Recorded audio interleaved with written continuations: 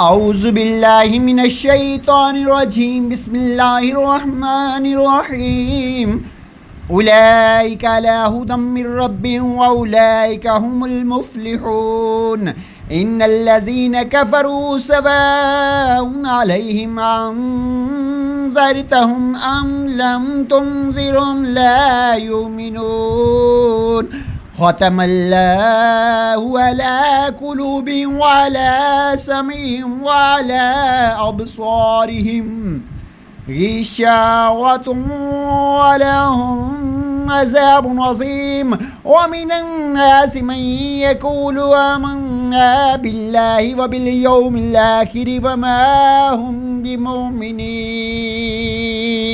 آمنت بالله صدق الله العظيم وصدق رسوله النبي الكريم ونحن على ذلك من الشاهدين.